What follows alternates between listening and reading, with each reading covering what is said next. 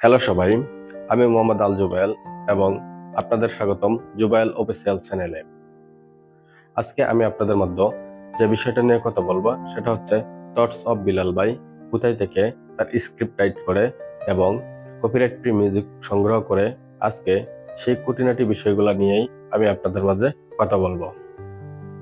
তাহলে চলেন আপনাদের দেখিয়ে দিচ্ছি স্ক্রিনে এবং আপনারা ঠিক ওইভাবেই বিলাল ভাইয়ের মতো স্ক্রিপ্ট রাইট করবেন এবং তাদের মতো বলবেন, তাহলেই আপনিও বিলাল ভাইয়ের মতো প্রফেশনালি ভিডিও তৈরি করতে পারবেন। তাহলে চলেন শুরু করা যাক। Let's go. স্ক্রিনে চলে যাই। স্ক্রিনে যাওয়ার পরে আপনারা যে কোনো একটা ব্রাউজার ওপেন করবেন। আমি আমার ক্রোম ব্রাউজারটা ওপেন করতেছি। দেখেন এই ক্রোম ব্রাউজারটা আমি ওপেন করব। ক্রোম ব্রাউজার ওপেন করার পরে আপনারা লিখবেন chat GPT. Chat GPT chat GPT লেখার পর আপনাদের এখানে এরকম একটা ইন্টারফেস চলে আসবে, বা যে অপশনটা প্রথমে থাকবে সেই অপশনটার উপরে চাপ দিবেন। চাপ দেওয়ার পরে এই একটা অপশন চলে আসবে আস্ক এনিথিং। এই জায়গায় লিখবেন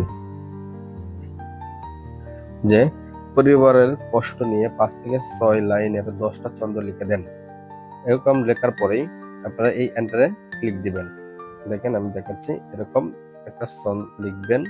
লেখার পর এই অপশনে ক্লিক দিবেন। এই অপশনে ক্লিক দেওয়ার পরে ওরা আপনাকে অটোমেটিক সবগুলা ছন্দ আপনাকে লিখে দিবে।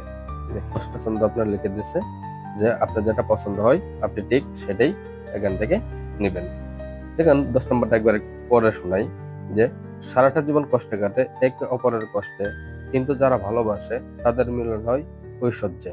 দুঃখের মাঝে সঙ্গী তাদের মিষ্টি আশায়, পরিবারের ভালোবাসা জীবন যেন মধুর থাকায়। তে আপনি এটা যখন বলবেন তার আগে কয়েকবার চর্চা করে নেবেন, তাহলে আপনার মুখের যে একটা জড়তা আছে এই জড়তাটা কাজ করবে না, সেরে যাবে। তাহলে আপনি স্মুথলি বলতে পারবেন। আচ্ছা, এখন আমাদের স্ক্রিপ্ট লেখা শেষ। এখন হচ্ছে ব্যাকগ্রাউন্ড মিউজিক কোথায় পাবেন।